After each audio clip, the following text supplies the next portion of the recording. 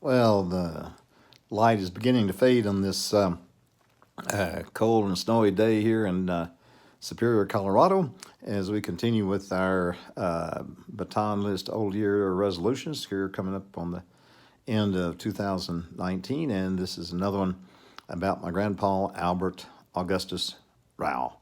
And as I said previously, when I was in junior high, high school, I had summertime work for my Uncle Van Smith on his farm out in the Duncanville area, and I would meet a lot of the old timers that were up at the feed store, and they'd say, "Oh yeah, you're Albert Rao's grandson, aren't you?" And they'd always love to tell me stories about my grandpa, and one that stuck in my mind particularly was about one of them told me one of the older gentlemen told me that said,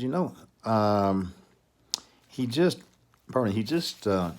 never got mad, never got upset. So there was this fellow that cheated him out of a lot of money in a business deal, and we said, Albert, what are you gonna do to him? What are you gonna do about it?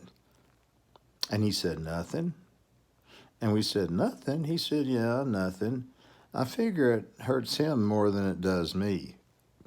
So that is a type of equanimity and just solidity that I still aspire to. I hadn't attained it yet, but sure have a good example in my grandpa, Albert Rao. It hurts him.